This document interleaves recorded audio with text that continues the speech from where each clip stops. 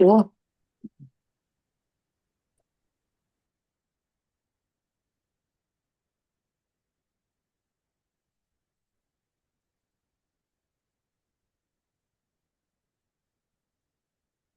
Là, j'ai le son vert. OK. J'entends enfin.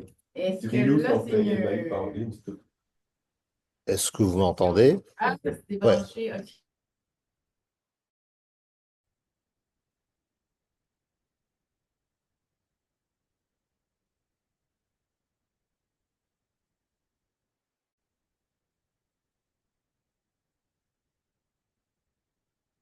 Bien, bien. Tout va bien? Oui. OK. Je vais arrêter mon son. Bon. Bonjour! Merci beaucoup de l'invitation. Euh, donc, en fait, c'est ça. Moi, je suis statisticienne. Là, j'ai décidé, bon, on verra si c'est une bonne ou une mauvaise idée, mais de présenter quelque chose qui est assez très statistique là, ce midi. Euh, donc, peut-être que ça va être un peu loin de certains de vos champs d'intérêt. Donc, c'est peut-être pas avec ça qu'on va faire des collaborations, là, mais en même temps, peut-être que ça va vous apprendre un petit truc différent sur les données, un petit point de vue un peu différent. Euh, donc, je vais parler de création de données synthétiques, là, vraiment pour la protection de la confidentialité dans un contexte d'enquête. Donc, des enquêtes, en fait, c'est des sondages, c'est le terme technique qui est utilisé à Statistique Canada puis à l'ISQ, avec des poids bootstrap. Et je vais vous expliquer, en fait, une bonne partie de la présentation va être de vous expliquer tous les mots que j'ai mis là. Puis ensuite, on verra un petit peu là, ça sur quoi on travaille plus spécifiquement. Et n'hésitez absolument pas à m'interrompre. Je reste assise là, pour que ça capte mieux le son et ma face là, pour le petit truc. OK. Et là, je peux cliquer. OK. Voilà. Bon, alors, petite munition. Donc, vous connaissez le jeu de données Adult. C'est un jeu qui revient souvent, souvent. Donc, pour ceux qui travaillent, ceux qui font de l'informatique plus théorique, peut-être que ça va être plus loin de vous aujourd'hui. Mais ceux qui travaillent avec des données en machine learning, là, on utilise à peu près tout le temps Adult. Il y a une variable dans ce jeu de données-là qui s'appelle FNLWGT. Ça se trouve être un poids. Et donc, en fait, c'est un poids de sondage, puis on l'ignore souvent en machine learning. Mais pour ce qu'on appelle des méthodologistes, donc des statisticiens qui s'intéressent aux enquêtes, c'est assez utile. Et donc, je vais vous expliquer un peu c'est quoi ces poids-là, puis c'est quoi le lien là, avec la création de jeux de données synthétiques. Et donc, ça, c'est un poids qui est un poids de sondage. Et il existe aussi une autre sorte de poids, qui est un poids bootstrap. Et un poids bootstrap, je vais vous expliquer un peu c'est quoi. C'est un poids qu'on va partager quand on partage des données. Et donc, en fait, l'intérêt un peu de ce projet-là, ça vient des gens à l'ISQ, l'Institut de la statistique du Québec. Ils essayent de partager de plus en plus de données. Ils ont des mandats, données ouvertes et tout ça. Puis là, ben, ils s'intéressent un peu à la création de données synthétiques, mais eux partagent parfois des jeux de données avec des poids bootstrap. Et donc, leur question, c'est qu'est-ce qu'on fait un peu dans ce temps-là. Et donc, nous, on s'intéresse ici à la génération de données synthétiques pour la confidentialité quand on a des poids bootstrap aussi dans le jeu de données. Et là, on va faire un petit retour en arrière. Donc, je vais vous parler un peu d'échantillonnage un tout petit peu, là, parce que c'est nécessaire pour la suite. Les poids de sondage, les poids bootstrap, puis à la fin, je vais vous parler un petit peu de ce qu'on fait comme travaux en lien avec tout ça. Bon, donc l'échantillonnage, OK, tout le monde a la base, j'imagine. J'ai une population qui est là, qui existe, qui est fixe et finie, puis je veux un échantillon représentatif de ma population. OK? En général, on utilise ce qu'on appelle un échantillonnage probabiliste. Je vais vous donner la définition dans 2 petites secondes. C'est quand même un peu important parce qu'il y a un lien important avec les poids.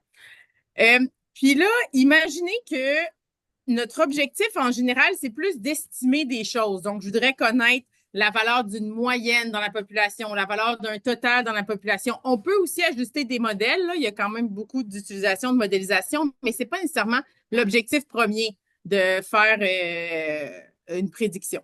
Donc, on veut fournir des jeux de données à partir desquels je suis capable d'estimer différentes quantités.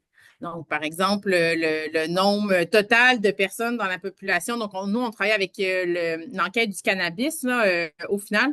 Donc, le nombre total de la population qui a consommé du cannabis dans la dernière année.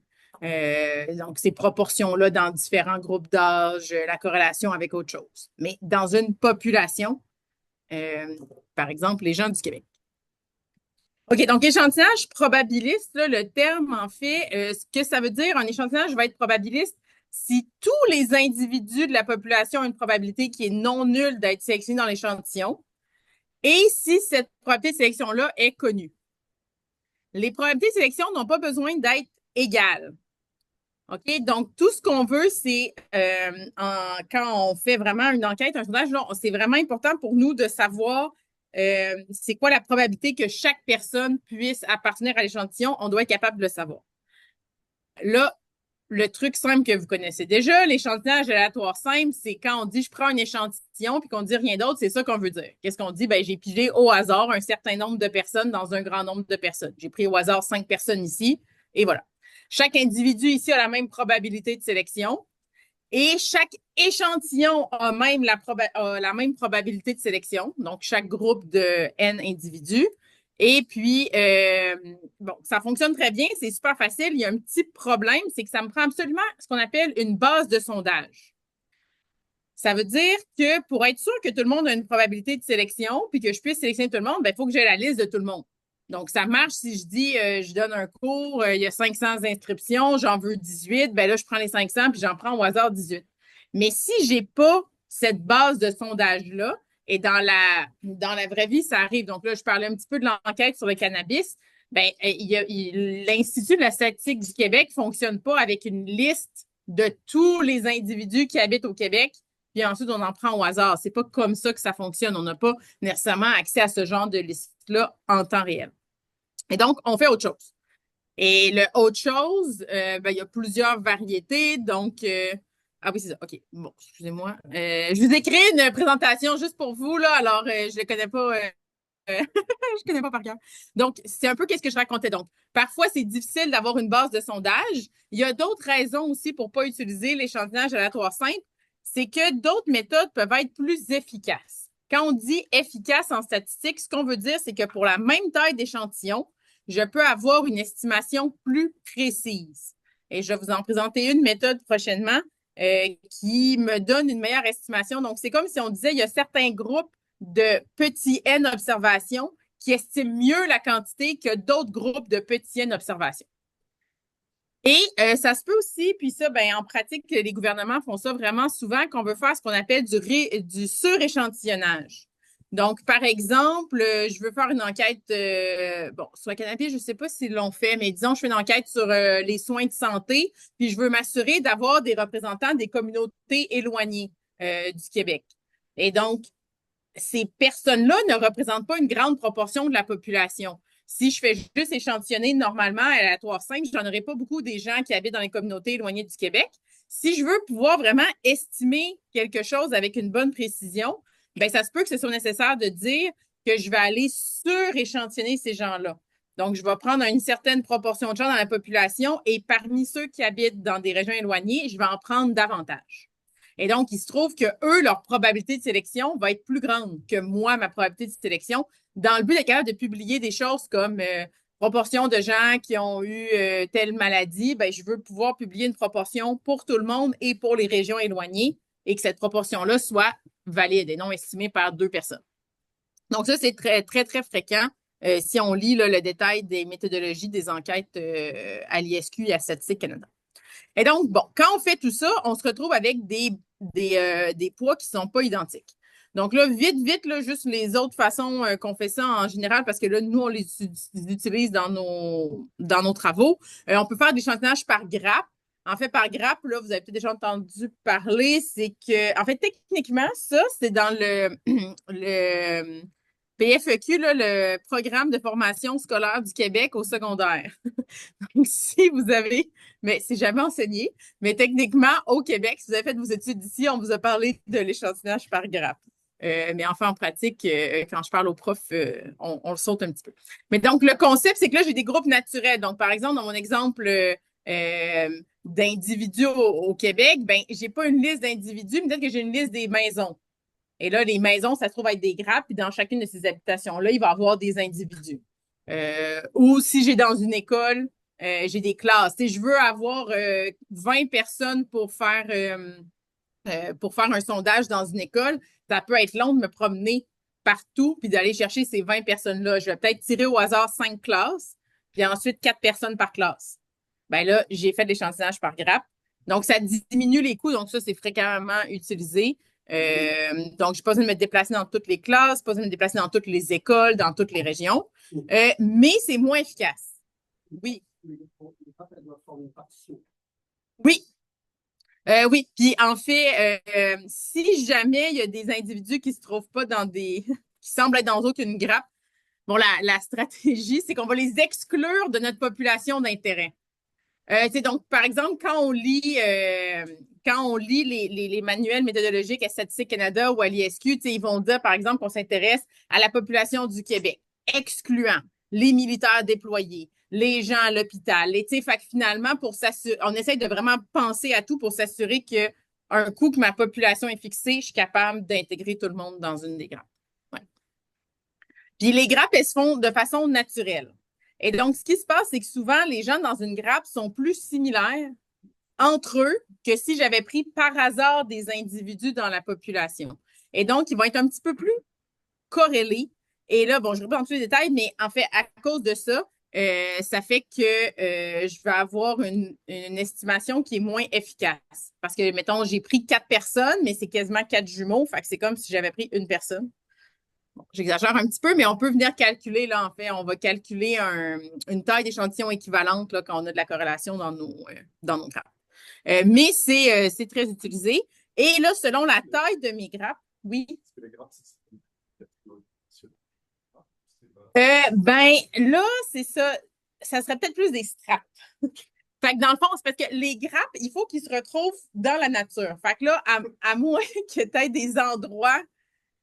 Donc, admettons, je sais pas, je vais à une super grosse conférence, puis là, c'est divisé en sous-groupes de conférences, puis là, les informaticiens sont au premier étage, puis les statisticiens sont au deuxième, puis là, ça pourrait être ça pourrait être une grappe.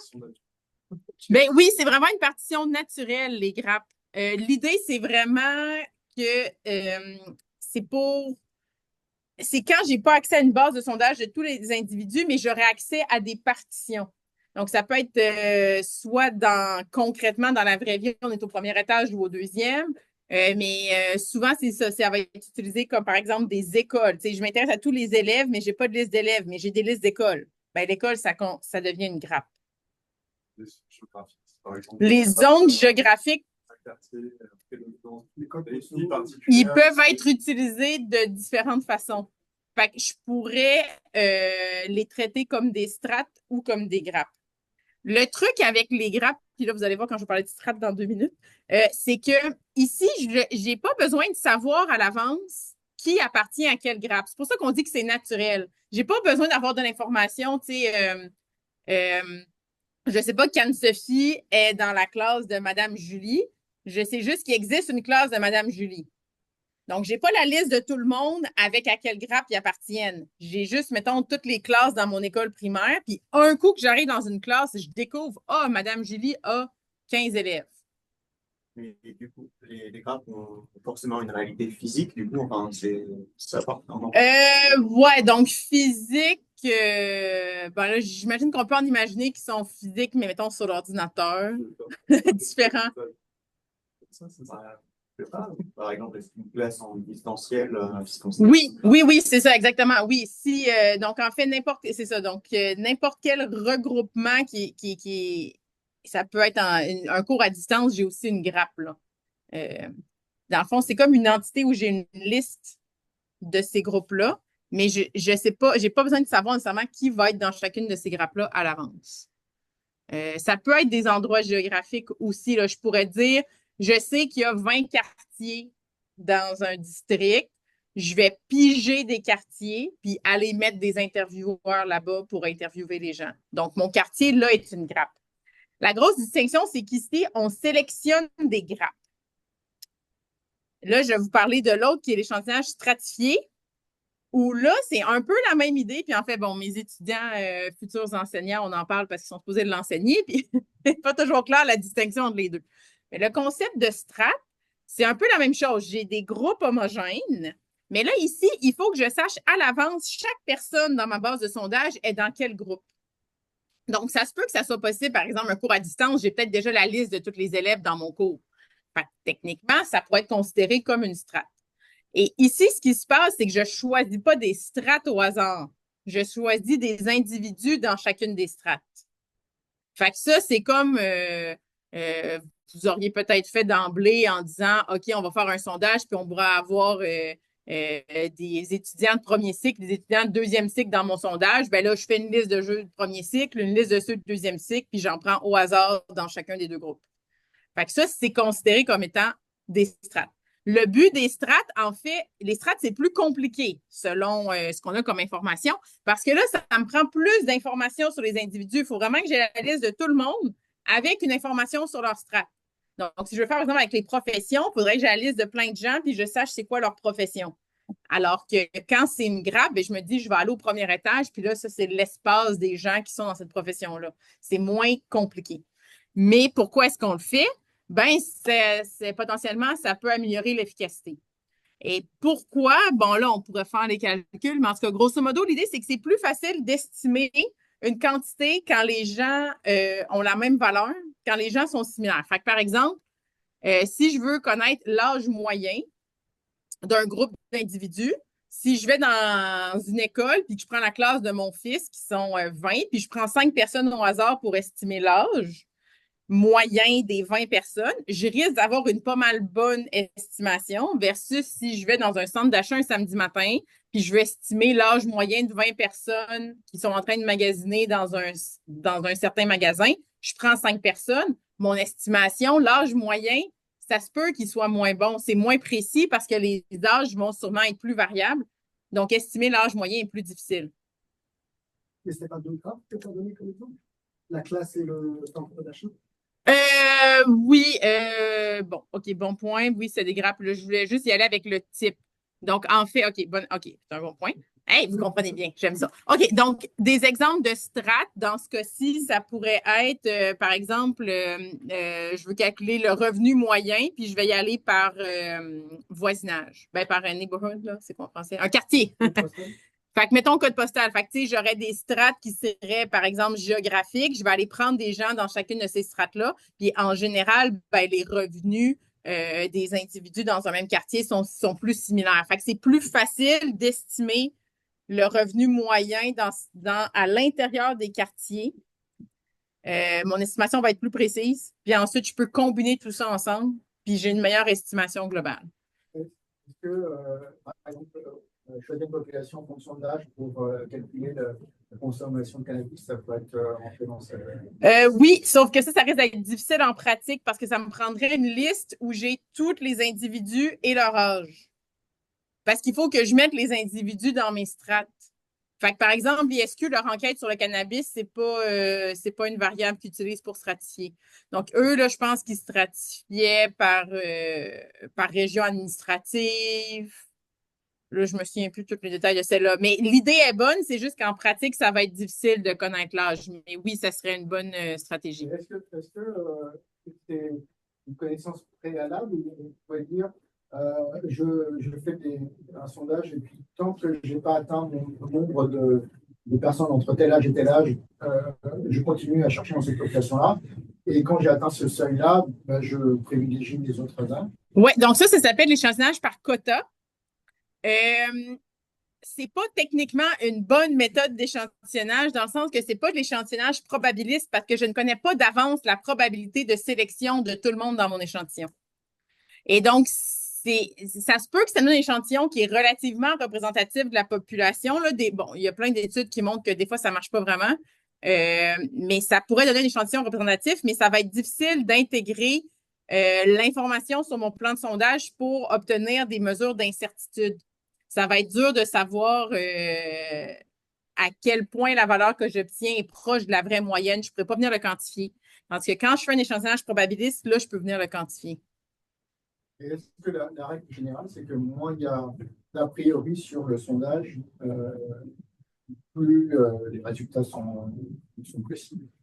Quand on dit d'a priori... Par exemple, là, je disais entre tel âge et tel âge, c'est qu'on te dit à l'avance que la population, il y a 30% de tel âge, 30% de tel âge, ou un a priori, c'est ma population en fonction la profession va donner des résultats différents ou Ouais, donc, en fait, il y a plein de réponses à ces questions. Donc, si je fais comme une hypothèse sur une variable qui serait corrélée, donc, par exemple, quand je veux stratifier, je choisis une variable de stratification.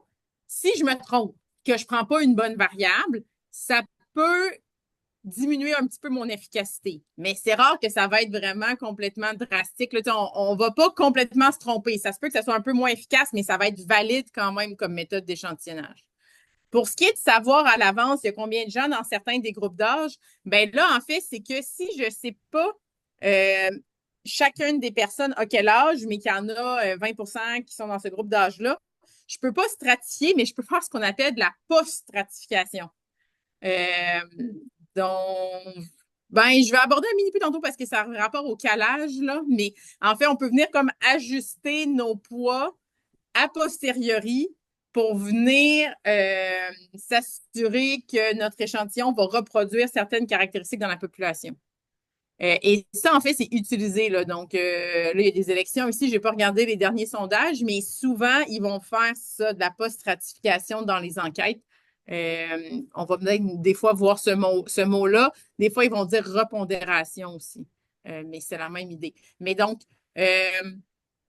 si notre information a priori est bonne, en général, ça améliore le sang. C'est juste que ça coûte plus cher, puis c'est plus compliqué. C'est rare qu'on se trompe complètement, là, parce qu'en fait, si notre hypothèse est fausse, on peut être moins efficace, mais on va pas avoir des résultats qui sont pas valides. Ouais. Parce qu'on connaît la probabilité de sélection, fait qu'on peut toujours venir corriger pour ça. Oui. Les strates, ici, on tirait dans chacune d'entre elles. Oui. Puis pour les grappes, c'était pas Non, on tirait des grappes. Puis là, après ça, dans ma grappe, je peux tirer toute ma grappe ou je peux tirer des gens dans la grappe. Puis là, si vous regardez des études compliquées, ils vont faire de la stratification, des grappes dans la stratification. Après ça, ils vont faire un échantillonnage dans la grappe. Après ça, ils vont peut-être même faire un truc à 2 phases, que certains répondent à toutes les questions, d'autres répondent. Donc, maintenant, ils font des enquêtes sur la santé. Il y a une certaine proportion de gens qui vont avoir des prises de sang. Mais là, c'est pas tout le monde. Fait que là, il y a encore il y a plein d'étapes, là. C'est comme les blocs de base. Mais on peut tout mélanger ça ensemble. Ouais. On pourrait même stratifier dans une grappe si on voulait, là. Mais on peut faire tout ce qu'on veut. Ouais. Mais c'est ça, le but des strates aussi, c'est que, là, j'en parlerai pas aujourd'hui, mais il faut choisir combien de gens je vais prendre dans chacune des strates. Puis, en général, l'idéal, c'est pas d'en prendre le même nombre. Et donc, ça va dépendre, en fait, de la taille de la strate dans la population et de la variabilité de la variable qui m'intéresse dans la population. Là, s'il y a plusieurs variables qui m'intéressent, ça peut être un petit peu plus difficile de choisir exactement comment les placer. Mais c'est ça. Donc, il y a plusieurs façons de choisir le nombre d'observations par truc, c'est que je peux faire, comme je disais tantôt, une espèce de suréchantillonnage. Je peux dire, je veux absolument que dans chacune des strates, il y ait au moins 50 personnes. Comme ça, pour chacune des strates, je vais pouvoir faire des estimations qui sont assez précises. Il y a des choix adaptatifs dans les gens. Par exemple, dans une strate, si je pose à 10 personnes et que j'ai la même réponse, est-ce que je peux me dire que j'ai pas besoin d'aller d'en prendre plus? Ah, excellente question. Donc, je ne suis pas une experte de la planification de plans d'échantillonnage. Là, ce qui est compliqué, c'est que comment tu fais pour calculer la probabilité de sélection des individus? Dans ce cas-là, ça devient assez compliqué. Parce que dans le fond. Ben oui, c'est ça. Ça revient au quota. On pourrait le mathématiser un petit peu plus, mais je pense c'est que. Il y a peut-être moyen d'essayer de calculer des probabilités de sélection dans ce cas-là. Mais parce que dans le coton, on ne sait pas d'avance la strate nécessairement à laquelle la personne appartient. Mais ici, on peut imaginer que je connais la strate, mais après avoir posé des questions à assez de personnes, je décide que j'ai assez bien estimé dans cette. Toi, tu dis l'efficacité, c'est vraiment, étant donné une qualité d'estimation, quel est le nombre de personnes que je dois interroger? Exactement. Ou pour un nombre fixe, c'est quoi la taille de mon intervalle de confiance, mettons. Fait que quand on dit efficacité, nous, on pense à la variance, une variance plus petite pour mon estimateur. Mais je sais que dans les essais cliniques, là, il y en a plein de la randomisation, des décisions comme ça. Là, le monde du sondage, je ne pense pas qu'il y ait nécessairement ce genre de choses-là exactement.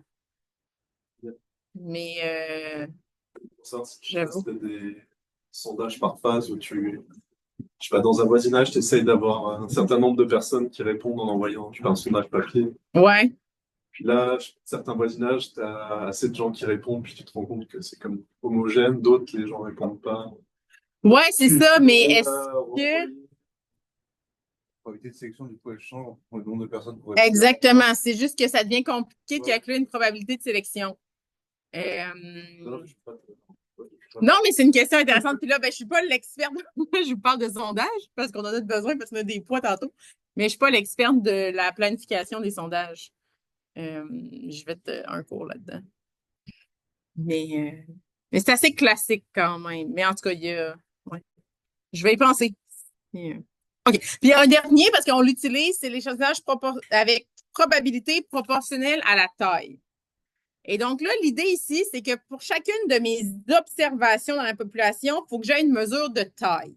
Donc, c'est pas vraiment utile quand c'est des individus. Bien, ça pourrait, mais souvent, c'est utile. Par exemple, je fais un sondage sur les entreprises. Puis là, par exemple, la taille, ça pourrait être le nombre d'employés. Fait que là, moi, je veux faire une estimation. Je veux savoir c'est quoi les profits totaux de toutes mes entreprises dans ma population. Bien, ça se pourrait que je veuille m'assurer que les grandes entreprises, je les ai pris. Donc, je dirais qu'il y a une plus grande chance de faire partie de mon échantillon. Parce que si je prends au hasard des entreprises, puis whoop, j'ai pris aucune de mes grandes entreprises, ça peut être plus difficile d'estimer mon total. Et donc j'ai besoin d'une mesure de taille. Et là, ce qui se passe, c'est que j'ai une probabilité de sélection encore ici qui n'est pas la même pour toutes les observations. Donc, les entreprises plus grandes auraient une plus grande probabilité d'être sélectionnées. Mais comme je connais cette probabilité-là, je peux venir corriger, puis ça va me permettre d'avoir des estimations correctes à la fin. Et ça peut être plus efficace. Là, encore une fois, ça dépend si j'ai choisi les bonnes variables, mais ça pourrait être plus efficace même que faire mon échantillonnage aléatoire. OK, puis là, ben, comme je l'ai dit en revenant à la question, en pratique, on va combiner tout ça souvent dans une enquête, puis j'en parlerai pas plus, mais si ça vous intéresse, il y a des gens que c'est leur sujet de travaux. Comment faire un plan de sondage. Bon, là, j'ai fait un plan, puis là, ce que je dis, c'est qu'il y a des gens qui ont des probabilités de sélection différentes. Et donc, ça m'amène au poids de sondage. Donc, le poids de sondage, à la base, c'est l'inverse de la probabilité de sélection de l'observation dans l'échantillon. Et donc, si, par exemple, on est divisé en... Ben, j'en ai un exemple. Okay. Mais donc, s'il y a une personne qui a 2 fois plus de chances d'être dans l'échantillon, ben, son poids va être plus petit. Et ça nous permet, quand on utilise des poids de sondage, ça nous permet d'obtenir l'estimation de nos paramètres dans la population, même si j'avais des observations qui avaient des probabilités de sélection inégales. Si j'en tiens pas compte, je vais avoir un problème. Ben, je peux peut-être vous montrer un petit exemple. Je fais un mini-exemple ici. Fait que là, mettons que j'ai 2 populations. Les chiffres, c'est leur valeur. Là. Fait que je ne sais pas c'est quoi la variable. Là. Bon. Il y a une variable que certaines personnes ont les valeurs 1, 2, 4, 5, 6, 8, 9, 10. Dans l'autre strate, c'est 20, 30, 40, 50, 60. Là, j'ai pris 3 personnes à chacune des strates. Bien, si je fais juste la moyenne de tout ça, ça me donne 24. Et là, ceux qui sont bons en calcul mental, la moyenne dans la population, c'est pas très proche de 24. Ça se trouve à être 18. Et il y a moyen de venir corriger. Donc, la correction, ben, je décrivais un peu la diapo précédente, mais en fait, quand on fait la moyenne, on va donner finalement chacune de mes observations, elle a un poids et qui est l'inverse de ma probabilité de sélection. Le pi, c'est la probabilité de sélection. Et donc, par exemple, dans la strate 1, ben, j'en ai pris 3 sur 10, fait qu'ils ont tous un poids de 10 tiers. Puis dans la strate 2, ben, j'en ai pris 3 sur 5, donc ils ont tous un poids de 5 tiers. Et là, au total, bon, c'est ça. Donc, mon estimation aussi, c'est 18, puis la vraie moyenne, c'est 17, donc ça vient corriger. Et cet estimateur-là, là, juste pour votre info, on appelle ça l'estimateur de Horvitz-Thompson. Et en fait, donc, qu'est-ce qu'il dit, lui? C'est de tout simplement faire la moyenne. Mais ici, on ne fait pas, je ne sais pas si vous voyez la petite nuance, là. J'ai un petit n puis un grand N. D'habitude, quand je fais une moyenne, je fais la moyenne petit n dans mon échantillon. J'ai vu 20 personnes, ben, j'additionne leur valeur puis je divise par 20. Mais ici, on fait une moyenne avec la taille de la population. Et le poids, finalement, il s'interprète comme le nombre d'unités dans la population représentées par mon observation. Fait que si j'ai un poids de 8, ben c'est comme si je disais, il y a 8 personnes qui ont la même valeur qu'Anne-Sophie. Fait que je fais 8 fois ma valeur. Alors ça, celui qui a un poids de 6. Et donc, ça, c'est le poids de base. Et après, ben, on va souvent l'ajuster, le poids de base.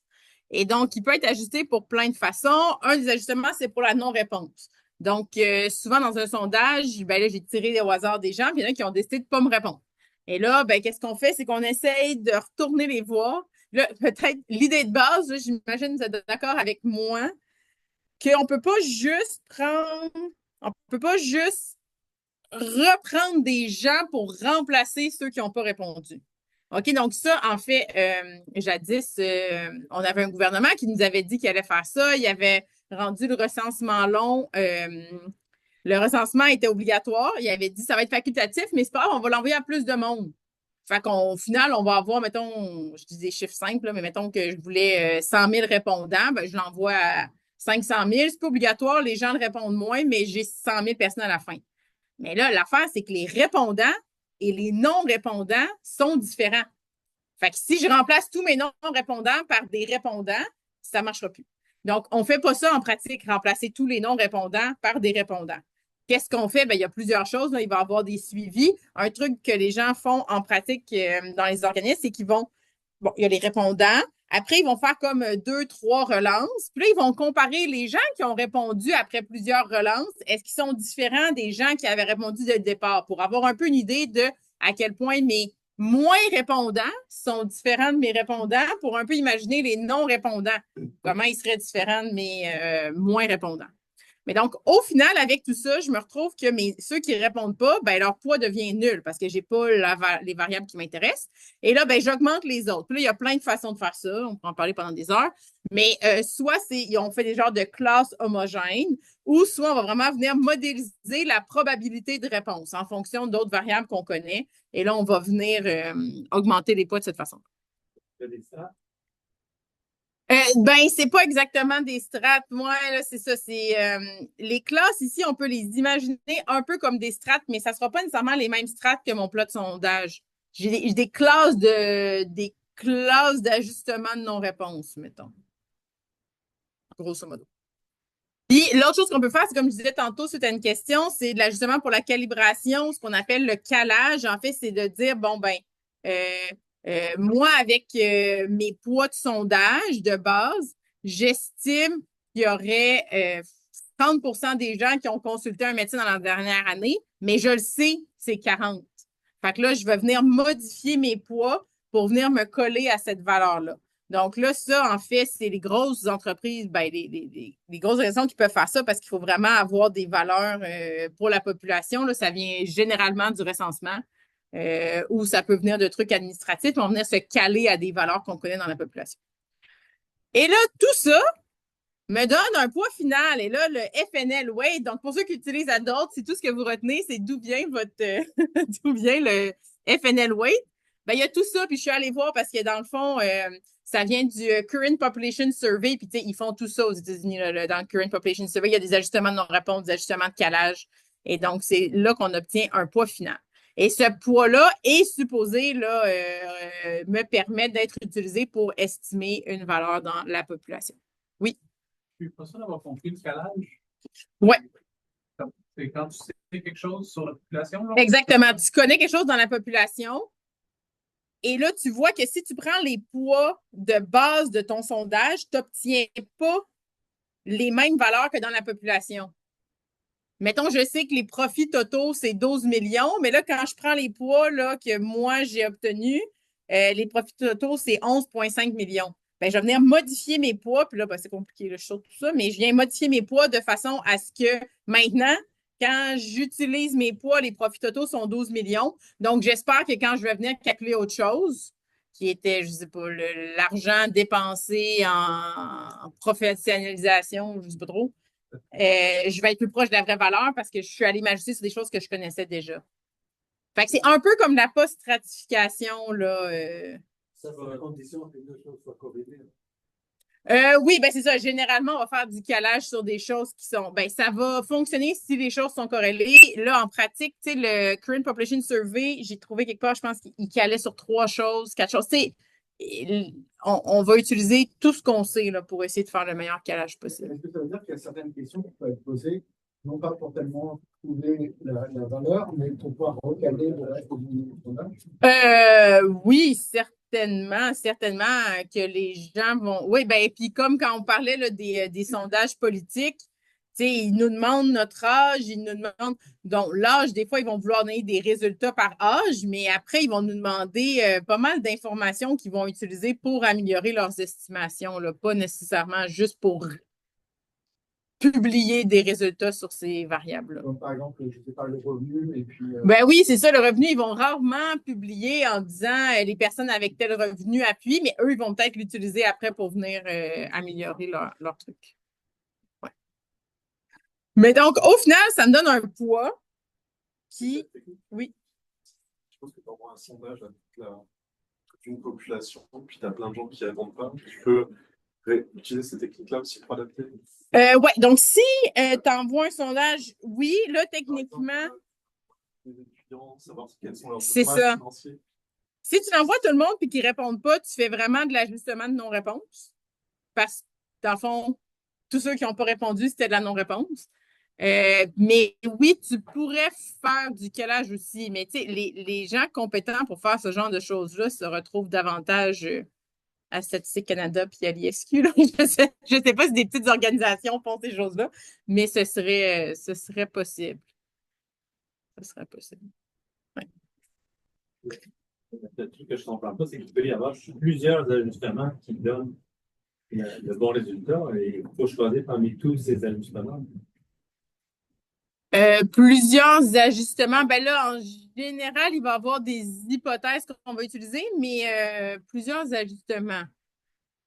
Ben, on peut choisir différentes pondérations qui vont arriver au bon résultat. Et donc, Ah oui, OK, mais on essaie aussi de minimiser la différence entre les poids que j'avais et les nouveaux poids. Donc, tu sais, là, c'est ça, je passe très, très vite là-dessus parce que c'est pas supposé être le sujet d'aujourd'hui. Mais ouais, il y a tout, tu sais, dans le fond, on va écrire un modèle d'optimisation plus spécifique, là, puis on va être capable d'obtenir une meilleure stratégie. C'était là.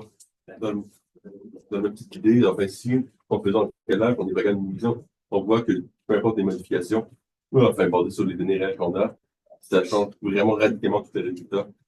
On ferait quand même un calage où on dirait alors, OK, les statistiques qu'on a prises, probablement un défaut, il faudrait refaire le sondage. Ouais, ben là, probablement que si je me rendais compte que c'est vraiment que ça fait une énorme différence, je me dirais que j'ai peut-être un échantillon qui est non représentatif. Mais c'est ça, mais comme je dis, ce genre de choses-là est généralement utilisé plus dans les gros sondages Statistique Canada, l'IDSQ, puis je pense que c'est quand même rare qu'ils obtiennent des échantillons qui sont complètement non représentatifs. Mais si moi, je fais un petit sondage, là, puis que j'envoie ça à tout le monde, puis il y en a juste 15% qui répondent, ça se peut là, que ça règle rien, mon truc ici. Là. Il y a plein de. Il faut aussi que je m'assure que j'ai des représentants de toutes les classes. Donc, tu sais, si par exemple, les revenus, je me dis, ah, c'est peut-être corrélé, mais là, il n'y a personne à faible revenu qui a répondu, mais je ne pourrais pas réussir à venir corriger mon truc. Tu sais, fait qu'il y a plein de problèmes là, comme ça qui ne peuvent pas se corriger. C'est important pour adapter les notes données aux professeurs dans les cours en fonction de la note obtenue par les élèves. Parce que, non, mais je pense qu'il doit y avoir aussi un biais de certains élèves qui ont une mauvaise note et qui vont avoir tendance à être plus. Ouais, là, quand on parle de ça, moi, ça me pensait à complètement autre chose, là, la théorie de Item Response Theory. Il y a tout un champ de la statistique qui s'intéresse à estimer des choses non mesurables, par exemple votre compétence. Et là, on va estimer la compétence à l'aide de réponses à différentes questions. Là, on pourrait estimer la compétence en fonction de l'évaluation d'individus, mais faire différentes hypothèses pour tenir compte. Alors, je sais pas, je suis pas certaine du lien ici, mais ben, on peut écrire un modèle. On peut toujours écrire des modèles qui font quelque chose, mais je pense pas que ça va se baser dans la théorie de l'échantillonnage. Là. Mais on pourra s'en reparler. Oui. Est-ce que du coup, la variabilité qu'on voit entre différents sondages et que parfois les sondages se trompent dans le contexte d'élection, tu dirais que ça vient juste de la variabilité naturelle de la population qui change d'avis ou c'est plutôt Ah ouais, ben, différents c'est ça. sondages ont des méthodologies différentes et on peut quand même Ben, c'est un mélange de tout ça. Mais les élections, c'est plate parce que c'est lui qui est le plus publicisé, mais c'est le sondage le plus difficile. Non, non, Ah, non, c'est parce que justement, les gens changent d'idée. Notre sondage fait changer les gens d'idée. Fait que c'est comme, c'est le truc le plus difficile à mesurer. Tu sais, quand on fait des sondages sur la santé, c'est pas des impacts aussi grands. Puis même là, ça peut avoir des impacts. Fait qu'ils ont fait, il y a des gens qui se spécialisent sur la création de questions. Ils ont fait des études aussi. Ils voulaient estimer la proportion de gens qui songeaient s'acheter une nouvelle auto dans la prochaine année. Puis là, ils ont réalisé, avec leur étude, que le fait de poser la question augmentait chez ces gens-là la probabilité qu'ils s'achètent une nouvelle auto dans la prochaine année. Parce que là, tu réponds non. Puis après ça, tu dis, ah, t'as peu. Hey, ils m'ont demandé si on s'achetait une nouvelle auto. Ça te tente de t'acheter une nouvelle auto? Fait, il y a, fait déjà, des choses que tu dis, ça devrait pas, ça a des impacts. Fait tu sais, la politique, ben, il y a ça. Il y a des gros problèmes de non-réponse aussi, des problèmes que les gens vont mentir. Puis oui, il y a des différences méthodologiques. Fait tu sais, là, au Québec, c'est Québec 125, là, celui qui fait ça, tu sais, il tient compte historiquement, il sait là, que historiquement, certaines firmes de sondage vont tendre vers ce type d'erreur-là, puis d'autres vers l'autre type d'erreur, puis l'autre. Fait que, à force d'en faire, on est capable de tenir compte un peu de tout ça. Si je me suis trompé, Ben, ça sera pas du... Ouais, c'est pas exactement calage, du calage qu'ils font, là. Le terme calage est bien, bien spécifique. Ça sera pas du calage, mais ils vont faire de la modélisation pour en tenir compte. Ouais. J'ai lu aussi qu'en fonction de la question elle-même, si c'est positif, négatif, les gens vont répondre différemment. Ben, il y a à peu près 15 je pense, j'oublie le chiffre exact, 15 des gens qui sont d'accord. Est-ce qu'on devrait interdire les vélos? D'accord. Est-ce qu'on devrait garder les vélos légaux? D'accord. C'est à peu près 15 des gens qui risquent d'être d'accord. C'est les mêmes? Ben, c'est que des gens que peu importe la question laquelle tu leur poses, les autres, ils sont d'accord. Oui, c'est ça. Fait que, il y a une proportion de gens qui tendent à être d'accord. Après ça, oui, ben, il y a plein de façons de poser des questions qui vont influencer la réponse, certainement.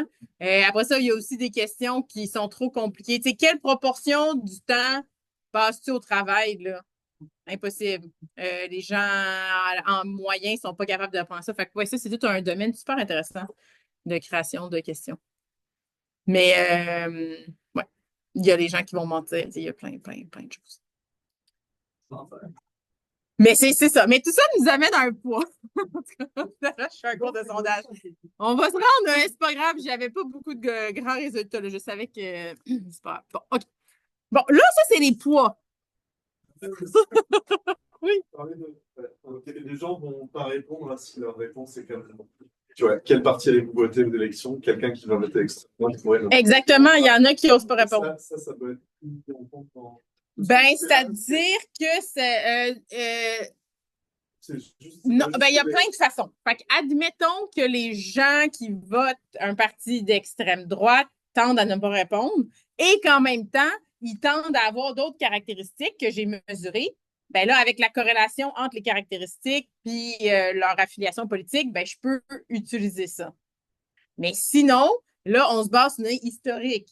C'est là, les gens qui font ça, là, du sondage d'opinion politique, ben, ils font quasiment juste ça. Là. Ils vont pas faire un sondage politique, puis après ça, ils vont faire un sondage sur la production de volailles au Canada. Là. Ça, c'est StatCan. Là. StatCan a un sondage, je pense, à chaque semaine. Parce que j'ai travaillé là un été, puis là, on avait tous les sondages qui apparaissaient. Donc, la volaille au Canada, c'est un des sondages.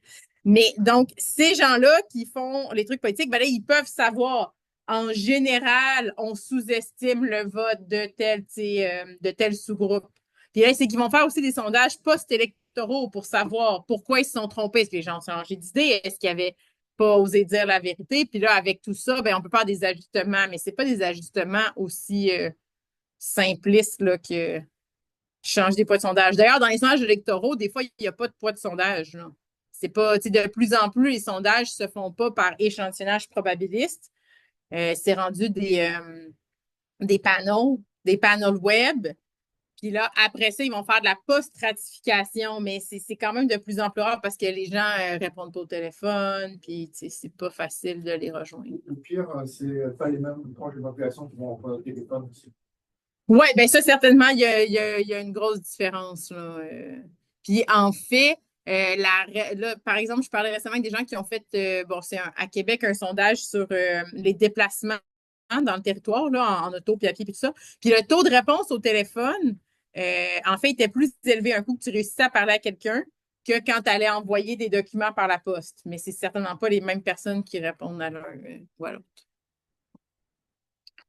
OK, et donc ça me donne un poids. Et là, ça, c'est le poids de base. Je vais juste expliquer le concept du poids. Mais là, moi, c'est un autre poids qu'ils mettent dans leur fichier. C'est même pas ce poids-là. C'est le poids bootstrap. Mais en fait, c'est pas le poids bootstrap, c'est les poids bootstrap. Et donc, comment ça marche? Bon, là, l'idée, techniquement, on est capable maintenant d'obtenir un estimateur qui est non biaisé. J'avais des probabilités de sélection différentes, mais avec, Horvitz-Thompson, c'est l'idée de base, il y en a plein d'autres, mais grosso modo, je suis capable de venir corriger, puis j'obtiens un estimateur qui marche. Et un statisticien ne s'arrête pas à l'estimateur. Il veut avoir une mesure d'incertitude sur son estimateur.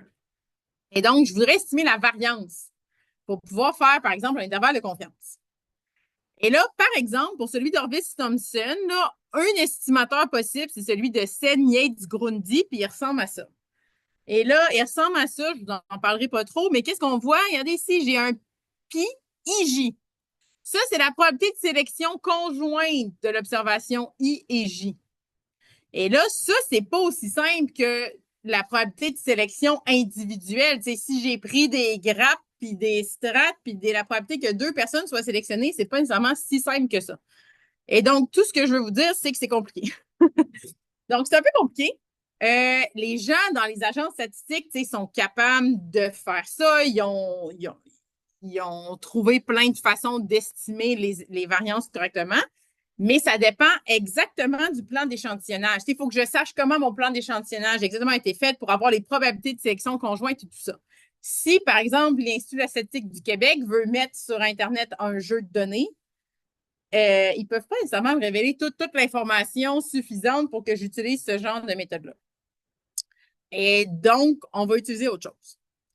Puis là, je fais une toute petite remarque. Certains se demandent, mais c'est bien compliqué cette affaire-là. Il me semble que tu calcules une moyenne, puis qu'une moyenne, sa variance, c'est S carré sur N. Ça vous dit quelque chose d'un cours de stat 101? Bon, là, je vous annonce, je dirais pas trop en détail, mais en fait, ça, c'est valide si je suppose que mes observations sont IID. C'est ça le nom de notre institut. Indépendants et identiquement distribués. C'est-à-dire que je dis, OK, ben, j'ai vu une première observation, elle venait d'une distribution. J'en ai vu un autre, elle venait de la même distribution, mais elle était indépendante. T'sais, en machine learning, on va dire ça aussi, j'ai des trucs IID. Bon.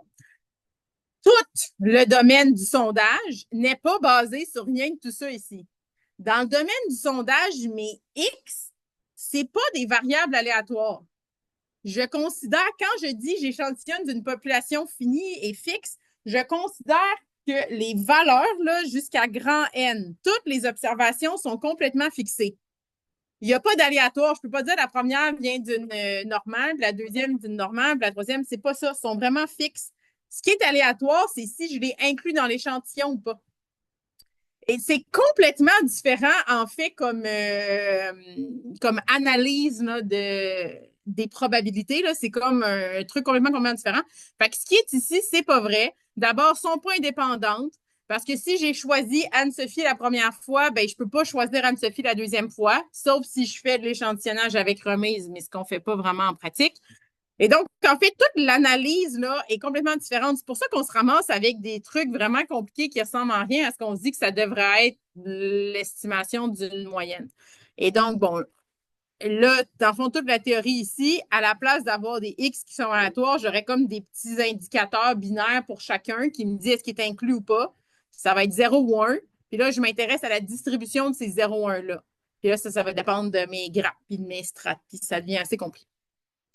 Et donc, les poids bootstrap, le but des poids bootstrap, c'est de faire quelque chose de plus simple. Moi, là, qui ne connais pas l'estimateur yen, bait, machin, ben, tu me donnes un jeu de données, puis tu me donnes des poids bootstrap, puis je suis capable de faire mon truc.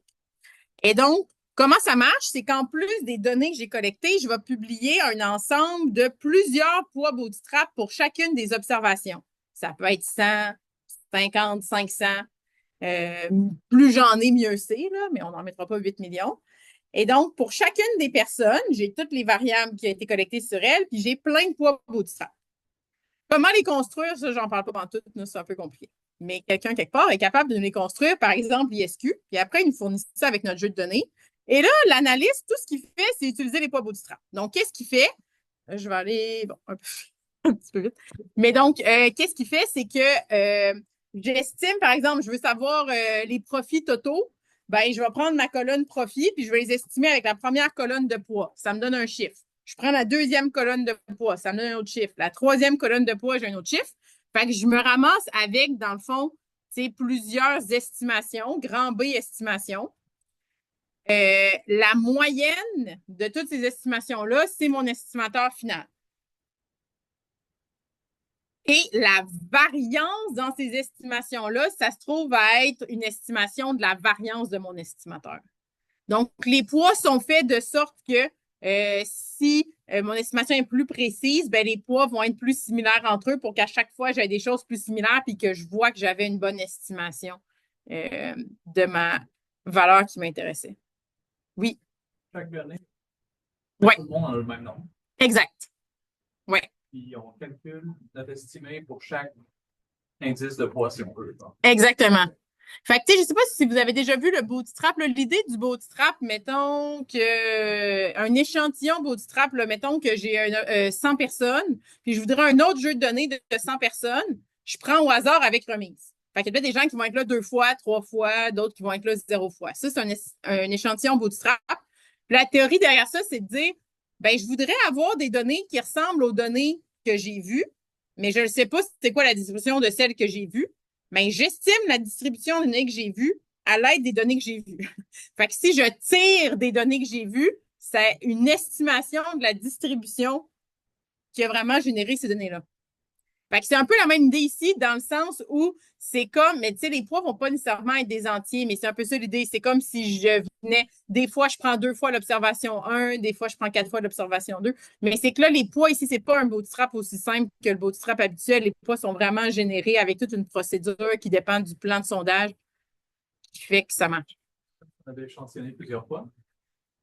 Ben, c'est un petit peu ça que ça veut reproduire, là, mais c'est pas comme ça qu'on les obtient nécessairement. Reformule sa question. Oui. Comme si on avait B jeux de données de N. Exactement. C'est comme si tu avais B jeux de données. Donc, j'ai mon jeu de données avec des poids, un autre jeu de données avec le poids, un autre jeu de données avec le poids. C'est juste que là, on fait pas ça parce que ça devient trop long. On les met tout un après l'autre. C'est les mêmes données. C'est les mêmes données, c'est juste les poids qui changent.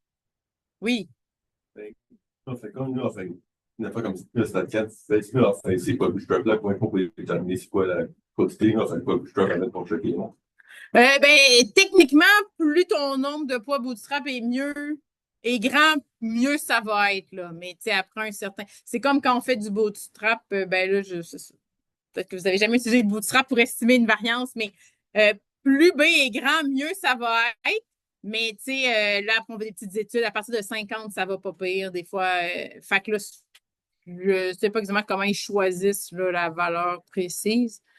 C'est un compromis entre fournir un jeu de données immense. Puis après ça, c'est si ton B est plus grand, ben, c'est plus long de faire les analyses. La suite de l'emploi c'est la même pour toutes mes observations? Non. C'est une liste par observation. Une liste par observation. Chaque observation a un poids bootstrap différent pour toutes pour tous mes jeux de données, là.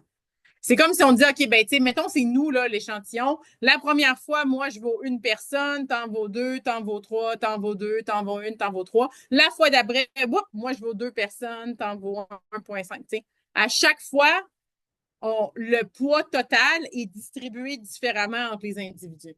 Mais toutes les opérations, on a la moyenne ou la valeur finale, on a aussi, pour chaque observation, la valeur pour chacun des individus qu'on est.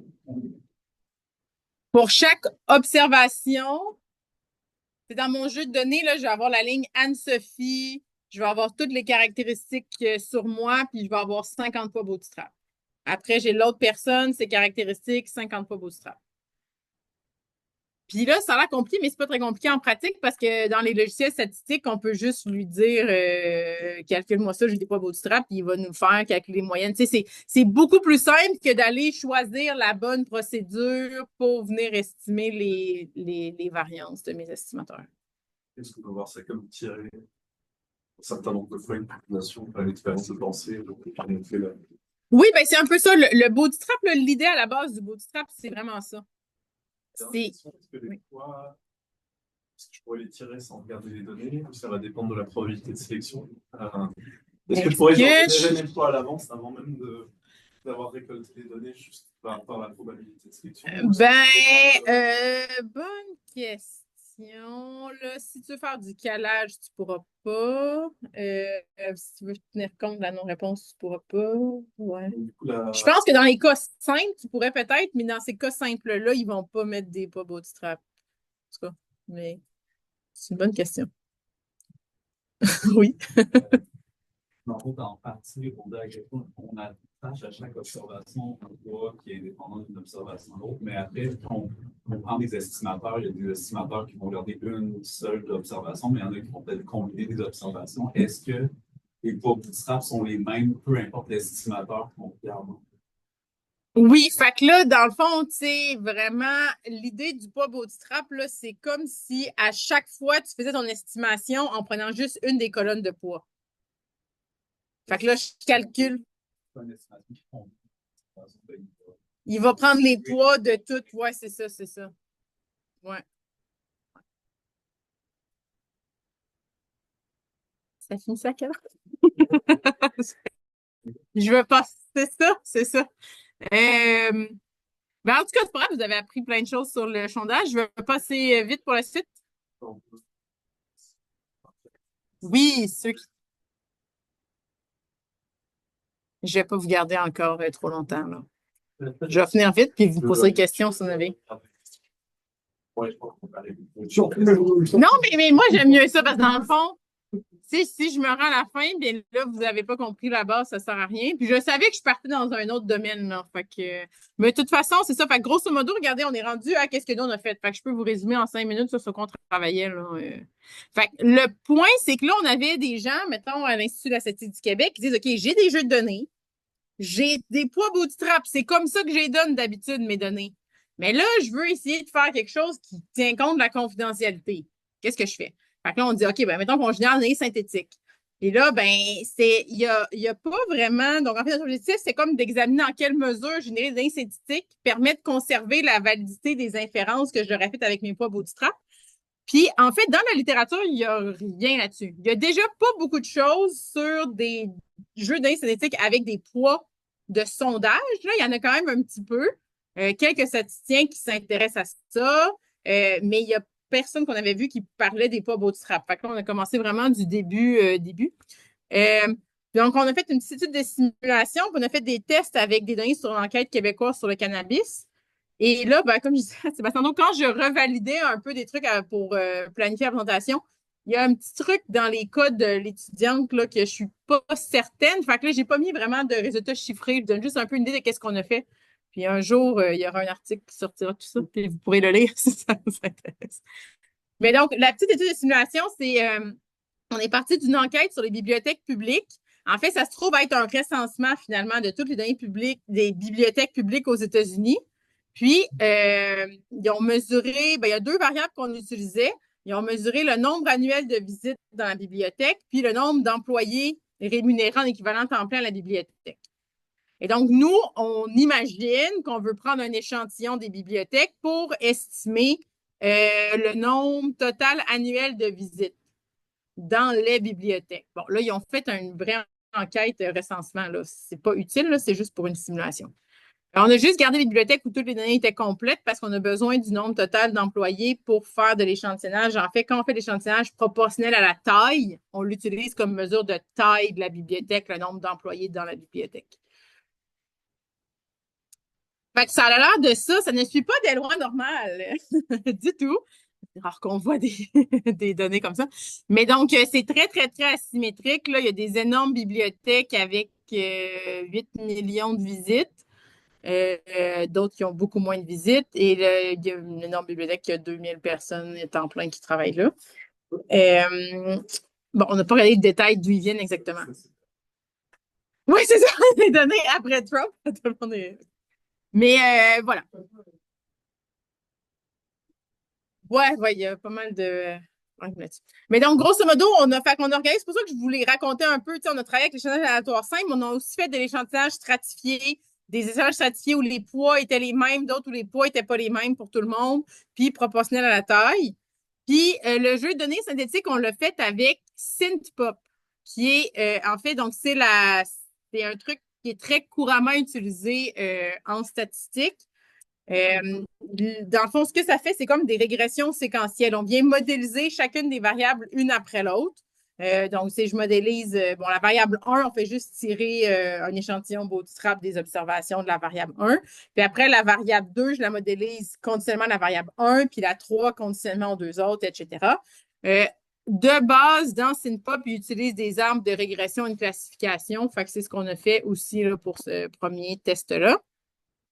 Et on a considéré différentes stratégies. Donc, la génération, pour ceux qui sont plus dans le mode attaque, là, vous n'allez pas être satisfait, mais de la génération partielle de jeux de données synthétiques, parce que c'est quelque chose qui est considéré par les statisticiens depuis longtemps. C'est-à-dire qu'on a simplement synthétisé ici la variable visite. Donc, on supposait, par exemple, que le nombre de personnes qui travaillaient dans la bibliothèque, on avait le droit de divulguer, mais que l'autre variable, on n'avait pas le droit. On a fait des générations complètes avec les deux variables. Puis on a fait aussi des générations complètes où on inclut les poids bootstrap comme prédicteurs pour nos variables qu'on veut synthétiser. Et là, grosso modo, comme je dis, j'ai pas mis les résultats chiffrés. Là. Le but, c'est plus que vous compreniez le problème que la solution. Mais donc, ce qu'on obtient, la synthèse partielle, ça va très bien. Donc, en termes statistiques, là, on a des bonnes estimations du total de visites, tout ça.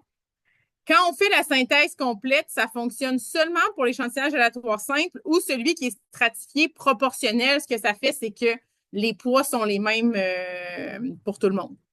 Et donc, sinon, ça crée quand même des gros problèmes. C'est que là, on vient de briser. Dans le fond, les poids bootstrap sont supposés être corrélés avec la variable qui nous intéresse. Puis, parce que quand j'ai du stratifié qui est non proportionnel, la probabilité de sélection est corrélée avec la variable qui m'intéresse. Puis dans le PPS aussi, les plus grosses bibliothèques ont plus de chances d'être sélectionnées. Et donc, il va y avoir une plus grosse totale. Mais là, si je ne tiens pas compte des poids bootstrap quand je génère mes données synthétiques, ça vient tout briser la corrélation. Mais quand on incluait les poids bootstrap, ça corrigeait en grande partie le problème.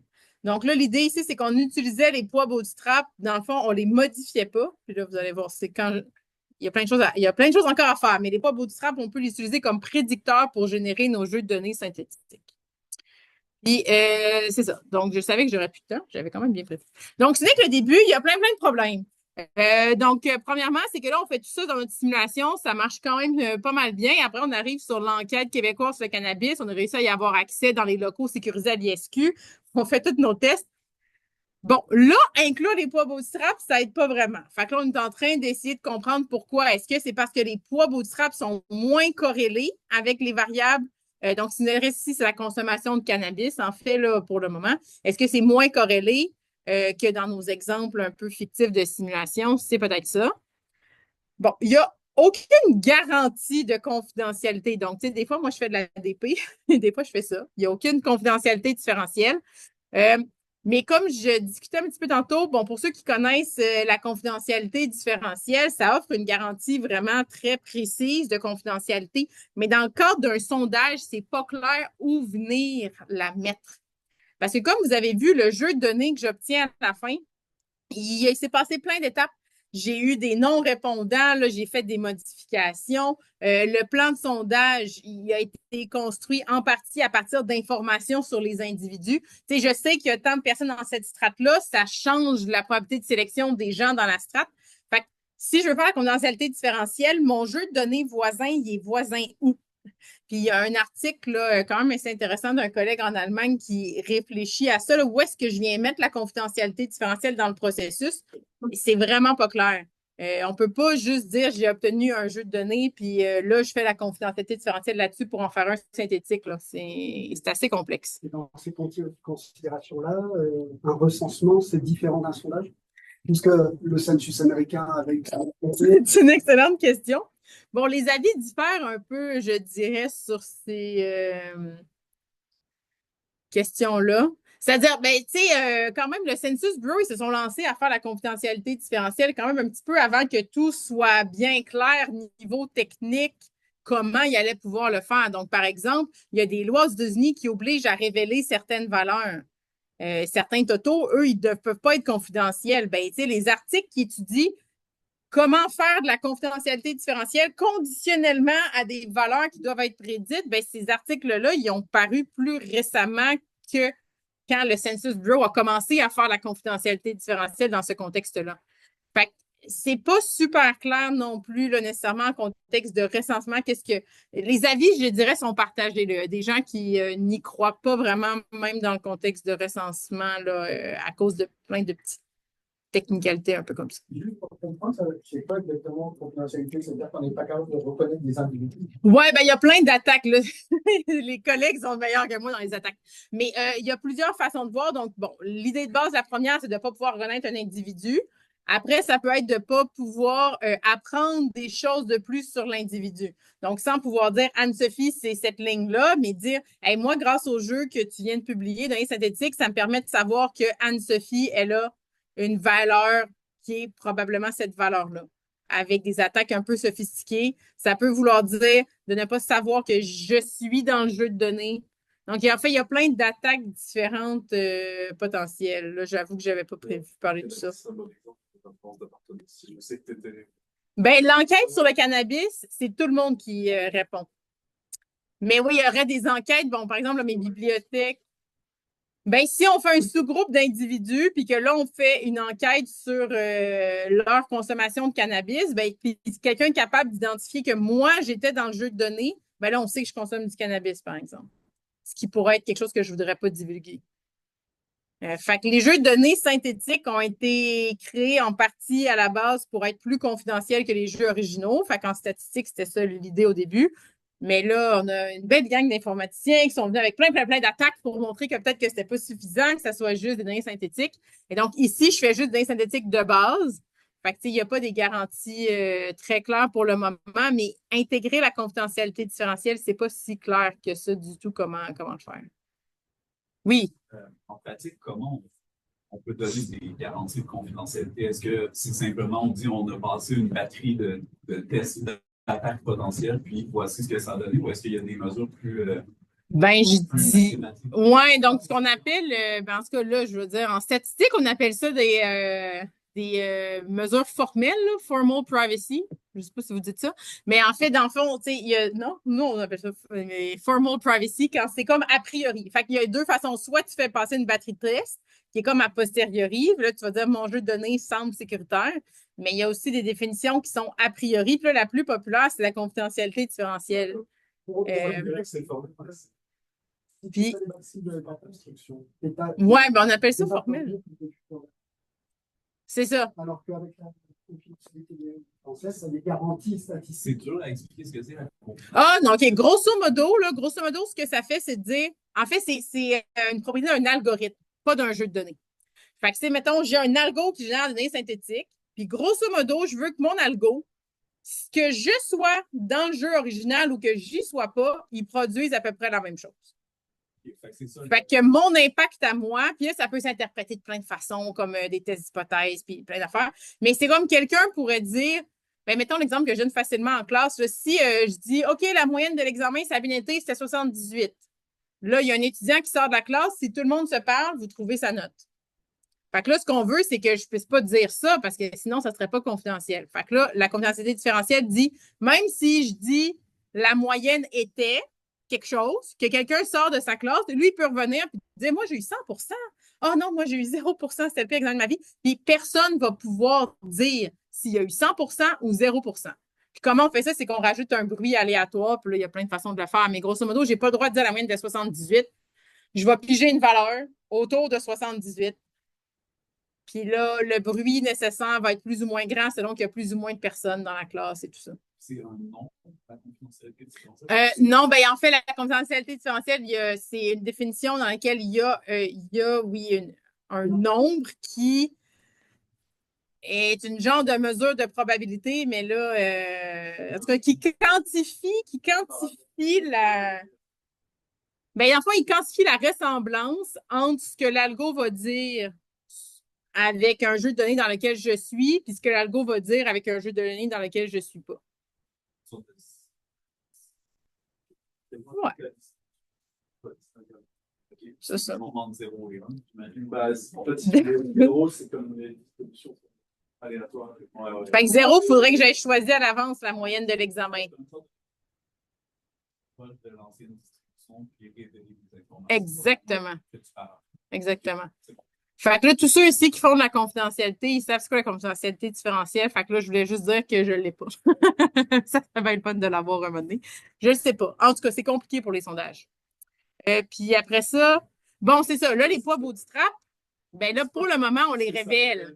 Mais oui, c'est ça, ça révèle quand même pas mal de choses, des poids bootstrap. Fait que là, est-ce qu'on essaie de faire des versions synthétiques des poids bootstrap? C'était comme notre prochaine étape. Parce que les poids bootstrap sont construits à partir de valeurs socio-démographiques en général. Et Dans la rue, il n'y a rien sur lui. Mon poids bootstrap, c'est. mon poids bootstrap, c'était. Potentiellement, c'est super. Ben, mettons qu'on a fait du suréchantillonnage, là, tu sais, chacune des personnes ne représente pas beaucoup de gens. Fait que là, si tu dis dans l'enquête sur la santé, mon poids bootstrap était de 0,002. Ouh, t'as un petit poids bootstrap. Est-ce que tu habites dans le Nord, toi? J'exagère un peu, mais c'est ça. Voilà. Et je tiens pas compte, puis là, ben ça, c'est un sujet sur lequel je travaille aussi, c'est que quand on fait de l'analyse de jeux de données synthétiques, techniquement, c'est pas les vraies données. Fait que là, je devrais en tenir compte que j'ai rajouté du bruit là-dedans, alors que moi, je le fais pas ici. Et en fait, il n'y a pas beaucoup de gens qui le font, là, c'est assez compliqué. Mais donc, il y a tout ça qui reste à faire. Fait que un jour, on verra dans les prochaines années si on a des solutions. Oui. La confidentialité de nos jeux de données, ça nous intéresse parce qu'on voudrait les publier, par exemple. Oui, exactement. Exactement. Fait que dans le fond, tu sais, l'ISQ, ouais, ça, c'est. Fait que dans le fond, par exemple, l'Institut de la Statistique du Québec doivent publier des données. Tu sais, ils ont des mandats pour des données ouvertes et tout ça. Puis. Ben, en fait, c'est pour plein de recherches. Comme, tu sais, mettons, moi, là, mettons que ça m'intéressait vraiment le cannabis. Moi, peut-être que je suis professeur sur la santé des populations qui s'intéressent aux dépendances. Là, le cannabis est devenu légal, puis je veux voir ce qui se passe. Ben, moi, je veux aller étudier ce sondage-là. Et là, en ce moment, pour y avoir accès, on a rempli une demande, on a été approuvé, il a fallu aller se faire assermenter, ben pas assermenter, mais en tout cas, signer un document, puis là, on va dans un endroit privé, j'ai pas le droit d'avoir de téléphone, j'ai pas le droit d'avoir Internet, j'ai pas le droit d'avoir rien. Si je veux sortir un fichier, il faut que je fasse une demande, ça passe par quelqu'un qui vérifie que mon fichier est correct. Mais en ce moment, c'est comme ça que ça se fait la recherche sur les données de sondage. Mais ben, c'est un peu compliqué, puis ça fait des fois que ça peut être long aussi. Tu sais, les gens vont faire une demande d'accès, puis là, il y a un étudiant qui vient d'arriver, mais l'étudiant, pendant 8 mois, ben, il attend d'avoir accès à des données, puis après ça, il peut faire quelque chose. Fait que les données synthétiques, il y a plusieurs versions, là, mais l'idée, ça serait, il y en a qui seraient publiées peut-être pour tout le monde, d'autres qui seraient encore aussi sécurisées. Ben là, par exemple, je travaille avec un étudiant, c'est des gens qui ont fait une banque là, sur l'Alzheimer, ils ont des données, quand même pas mal de données, puis eux, leur idée, c'est de faire une version synthétique, mais qu'elle n'allait pas nécessairement être assez bonne que tu travailles juste là-dessus, mais que les personnes pourraient commencer à travailler sur les données synthétiques en attendant d'avoir accès aux vraies données, puis à la fin, ils pourraient aller travailler sur les vraies données, peut-être, s'ils ont tous leurs accès. Aux États-Unis, il y a des gens qui avaient travaillé avec une espèce de serveur de vérification. Tu faisais des données sur les données synthétiques. Quand tu étais prêt à publier, tu envoyais ça, tu disais voici ce que j'ai obtenu. Vous pouvez juste valider que c'est pas complètement différent de ce que j'aurais eu avec les vraies données. Fait que, tu sais, il y a plein. Mais l'idée, c'est comme, c'est ça, c'est dans un contexte où tout le monde veut faire des choses différentes sur les données, puis on veut pouvoir les publier. Est-ce que c'est pas un peu contradictoire parce que genre de recherche, j'imagine, c'est pour trouver des corrélations, par exemple, entre l'âge, l'endroit où on habite. Par exemple, oui. Ouais. Et la science, c'est justement d'empêcher ce genre de corrélation. Ben non, pas nécessairement. Fait que dans le fond, l'objectif d'un jeu synthétique, c'est qu'il va conserver les mêmes informations statistiques, juste pas de l'information individuelle. Puis là, ben, c'est de voir quand est-ce que c'est de la science, puis quand est-ce que c'est de la divulgation sur l'individu. Fait que si j'apprends que les jeunes fument plus le cannabis que les vieux, est-ce que ça, c'est de la science? Ou est-ce que j'ai appris trop d'informations confidentielles sur les jeunes? Fait que c'est là la nuance. C'est de voir quand est-ce que je fais de la science, puis quand est-ce que je suis en train d'avoir trop d'informations sur quelqu'un. Puis la confidentialité différentielle, le compromis qu'eux ont proposé, hein, puis ça a été proposé il y a presque 20 ans, mais c'est devenu la référence là, en recherche. C'est de dire le compromis, c'est de dire, ben regarde, si je suis capable de l'apprendre sans toi, c'est pas la divulgation de ta vie privée. Si toi, tu participes pas à l'étude, tu n'existes pas, mais j'apprends que les jeunes fument plus le cannabis, puis là, je vois que tu es jeune, fait que j'ai appris un peu quelque chose sur toi, ça ne sera pas de l'éducation, c'était de la science. Parce que c'est quelque chose sur tout le monde. Mais après, bon, il y a des fois de la science qui est assez de la divulgation. Là, des gens qui font des algos pour essayer de prédire c'est quoi, mettons, l'orientation sexuelle de quelqu'un. Bon, est-ce que c'est vraiment de la science, être capable de prédire l'orientation à partir d'une photo, ou est-ce que je suis en train d'essayer de faire la divulgation? Tu sais, là, il y a des limites qui ne sont pas nécessairement très claires. Mais la confidentialité différentielle propose une solution qui est de dire, si tu n'avais pas été là, j'aurais appris la même chose. Donc, c'est pas tes informations à toi que j'ai appris, c'est quelque chose qui est plus de la science. Après, ben, il y a d'autres, tu sais, on parlait d'attaque, il y a d'autres façons de voir les choses. On peut dire, ben, même si tu n'as pas été là, si l'info que tu me donnes me permet d'apprendre quelque chose de très précis sur toi, peut-être que là, je suis rendu que c'est plus de la science. Mais c'est pas clair entre chercheurs, puis après ça, il y a les lois là, dans tout ça. C'est pas plus clair avec tout ça. C'est assez difficile là, comme compromis. Oui. Et les pauvres bootstraps, je ne connaissais pas ça. Est-ce que beaucoup de jeux de données les fournissent par défaut avec ou c'est très rare? Non, c'est pas. Tu sais, si dans les jeux que tu obtiens sur Python puis sur R, là, il n'y a pas vraiment beaucoup de poids bootstrap. C'est vraiment des jeux de données fournis par des agences statistiques. Souvent, c'est des jeux de données. Là, je ne veux pas dire une fausseté, mais je pense que la plupart, c'est des jeux de données qu'on peut juste consulter dans des environnements sécurisés. Là. Ben, je pense qu'il n'y en a pas beaucoup là, des jeux de données avec. Parce que là, c'est ça, je pense qu'en partie à cause du fait que ces poids bootstrap-là ont quand même pas mal d'informations confidentielles, je pense qu'il n'y en a pas beaucoup. Tu peux contrôler le nombre de poids bootstrap que tu donnes, tu peux contrôler l'utilité versus le piège d'information. Ben, c'est une bonne question. J'imagine que oui, mais tu sais, je pense que un nombre suffisant de poids bootstrap pour faire l'estimation correcte de variance. Je suis pas sûre qu'en publier 500 au lieu de 200, j'ai vraiment plus donné d'informations personnelles. Bootstrap DP, est insuffisant. Oui, ben là, peut-être que ça serait. Ouais, mais c'est encore de savoir quand est-ce que tu mets le DP là, dans le processus. Là. Il n'y a pas beaucoup de gens qui ont travaillé avec la confidentialité différentielle en échantillonnage. Puis, tu sais, c'est comme un sous-ensemble de jeux de données où est-ce que je suis vraiment. Mais c'est ceux qui sont dans les agences statistiques, là. Il y en a plusieurs que c'est très classique comme vision de la chose. Et parce qu'un poids bootstrap, on ne peut pas le ramener juste à juste un poids, tous les poids bootstrap. Non, c'est ça, ben, parce que moyenne, tu prends la moyenne, exactement, c'est ça. Tu prends la moyenne, tu peux estimer ton paramètre, mais tu ne peux pas avoir une mesure de sa variabilité. Puis ça, c'est très important. Tu sais, même les agences statistiques, quand ils publient des valeurs, ils vont mettre. Bon, là, souvent, ce qu'ils vont mettre, c'est une autre mesure dont on n'a pas parlé, là, mais ils vont mettre une mesure pour chacune des chiffres, ils vont mettre une mesure de à quel point ils ont bien mesuré ce truc-là. Puis même, je pense que c'est à d'autres que je regardais, là, tu sais, à l'avance, ils vont dire, on veut obtenir telle précision dans nos estimations, donc on choisit tant d'individus. Tu sais, ça fait partie tout du processus. Là. C'est la qualité des données à la fin, c'est comme vraiment le point de départ dans les agences statistiques. Là. Fait qu'ils savent à l'avance quelle précision ils veulent avoir. Ils font tout leur planning en fonction de ça. Voilà. C'est juste ça que j'avais. Je savais que je manquerais un peu de temps à la fin, mais on a jasé de statistiques, de sondages. Ça fait changement. Merci de. Oui, merci beaucoup. Ça fait plaisir. Et au plaisir de vous croiser. Je fais pas juste des trucs de sondage, là. Il y en a qui osent pas me parler. Mais c'est ça. Ça me fait plaisir de vous croiser.